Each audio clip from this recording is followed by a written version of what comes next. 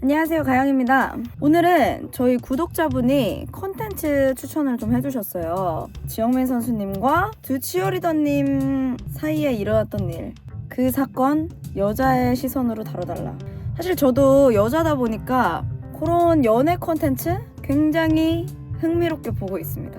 왜냐면 제가 또 자칭 타칭 연애 박사거든요. 제 친구들은 모두 저한테 연애 상담을 합니다. 좀 TMI지만 저는 누군가를 좋아하면 사실 뭔가 숨기거나 이런 거 잘 못하거든요. 무조건 저는 불도저처럼 직진. 그렇기 때문에 굉장히 다양한 연애 경험이 있어요. 남들이 거의 경험하지 못한 연애들을 굉장히 많이 했습니다. 그러면서 다양한 이별도 경험을 했겠죠, 저는.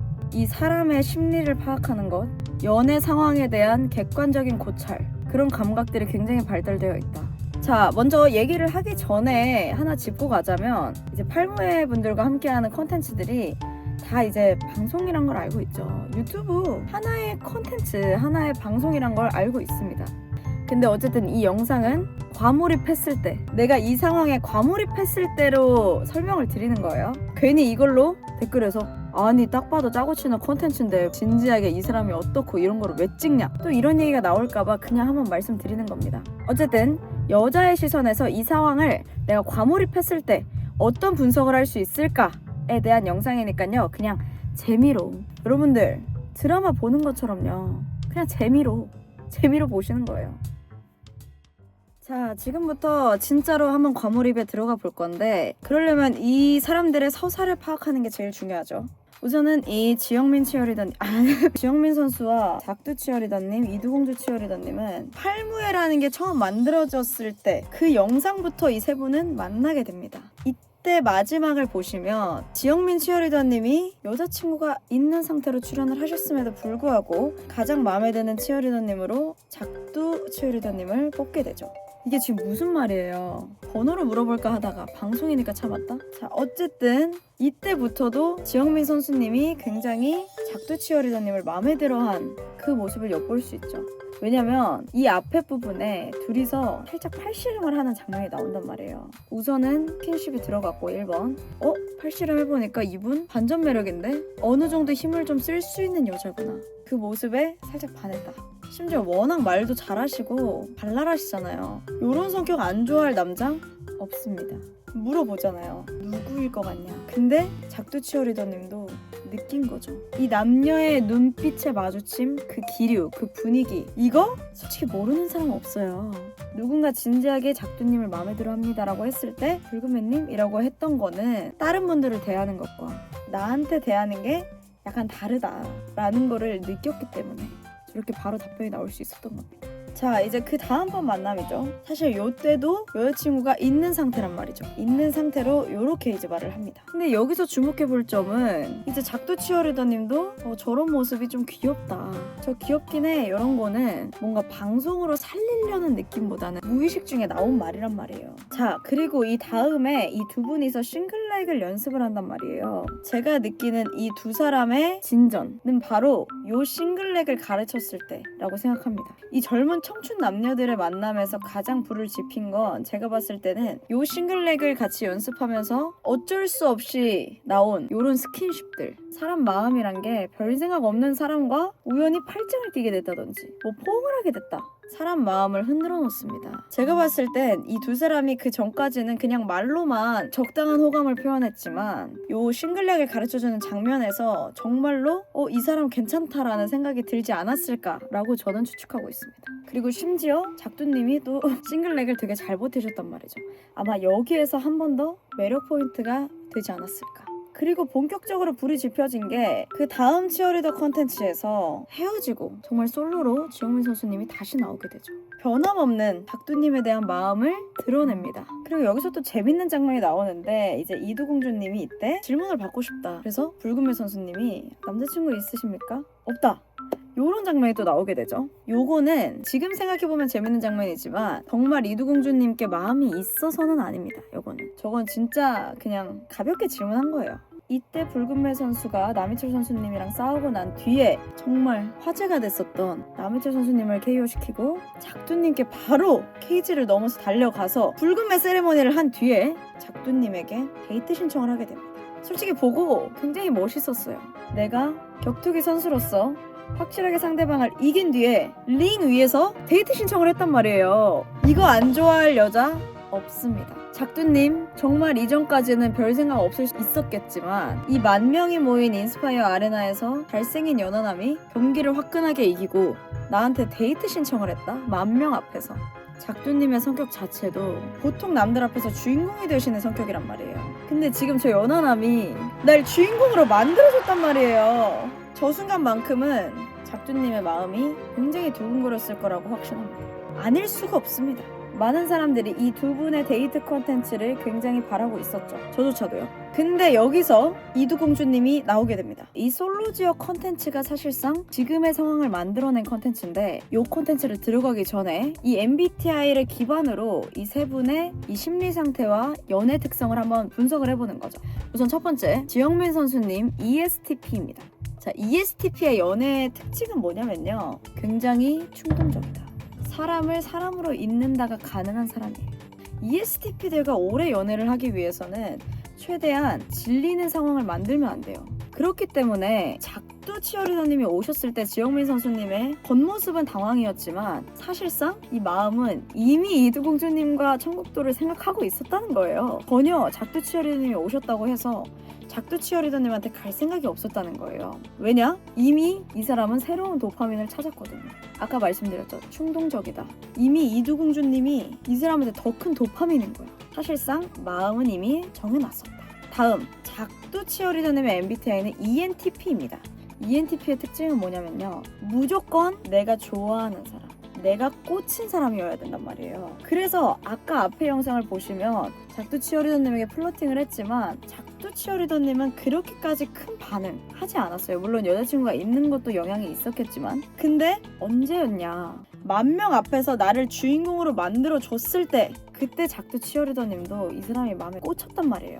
근데 지금 내 눈앞에서 저 둘이 청국도를 간다. 솔직히 이 장면 어느 정도 방송 때문에 더 과장된 면모도 있겠지만 진심으로 좀 화가 나셨을 것이다 라고 생각합니다. 자, 다음 이두공주 치어리더님의 MBTI ISTJ란 말이에요. ISTJ는 연애에 크게 관심이 없습니다.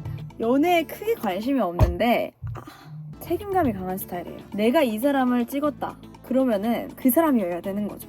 자, 이 장면 이후에 어떤 장면이 나오냐면 선택을 하라고 했을 때 지영민 선수님이 이두공주 치어리더님의 손을 잡고 바로 가버린단 말이에요. 제가 생각했을 때 이두공주 치어리더님이 반한 포인트는 바로 여기라고 생각합니다. 자, 이 전 영상에서 보면 이두공주 치어리더님의 이상형이 테토남이라고 말하는 부분이 있어요. 근데 아마 이 장면에서 나보다 1살 어린 이 연하남에게 굉장히 테토남스러운 모습을 느꼈을 겁니다. 둘이 청국도에 가서 분위기가 너무 좋습니다. 왜냐? 지영민 선수님은 새로운 도파민에 절여져 있고 이두공주 치어리더님은 그 전 썸녀 앞에서 내 손을 잡고 데리고 나온 거에 이미 꽂혀 있단 말이에요. 이 두 사람의 도파민은 지금 최대치 상태입니다. 저는 이 제일 킥 장면은 수영장 씬이라고 생각을 하는데 이때 손을 잡아주면서 수영을 가르쳐준단 말이에요. 이 상황에서 또 한 번의 스킨십이 이루어졌다? 이때부터는 게임 오버라고 보시면 돼요. 이미 둘은 이 수영장 안에서만큼은 연인입니다. 그리고 이 다음에 인터뷰하는 모습을 보면요. 지영민 선수님이 이 인터뷰하는 동안 계속 팔로 감싸 안진 않았지만 감싸 안은 듯하게 이렇게 팔을 뒤로 계속 하고 있단 말이에요. 무의식 중에 나오는 요런 보호 본능과 그리고 심지어 이두공주님도 이 사람의 팔이 내 뒤에 있다는 거가 느껴진단 말이에요. 여자는 저 상태에 있으면요. 굉장히 내가 보호받는 느낌이 들어요. 안겨있는 듯한 느낌? 싫었으면 좀 거리를 뒀겠지만 굉장히 딱 붙어 있습니다. 무의식적으로 사람은 호감 있는 상대 쪽으로 내 몸의 방향이 틀어져요. 배꼽 방향의 법칙이라고 하죠. 내 배꼽 방향이 보통은 호감 있는 상대 쪽으로 틀어져 있다는 거예요. 이 두 분을 보시면 그런 모습을 굉장히 볼 수 있다.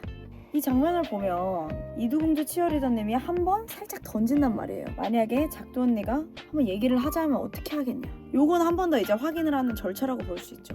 안 물어봐도 돼요. 근데 지영민 선수님이 아니 나는 그래도 너야 라는 말을 듣고 싶었던 거예요. 이두공주님이 책임감을 중요시한다는 포인트가 이런 데서 나오는 거죠. 아까도 그렇고 지금도 그렇고 이 손가락 걸고 약속을 2번이나 한단 말이에요. 이두공주 치어리더님은 지금 이 사람이 확실히 책임감 있게 나를 끝까지 최종 선택을 할지에 대한 확인 과정을 계속해서 거쳐가고 있는 중인 겁니다. 이 마지막 최종 선택까지 이두공주님은 또 한 번의 약속을 받아냅니다. 근데 사실 ISTJ의 특성상 이게 마지막 관문은 아닐 겁니다.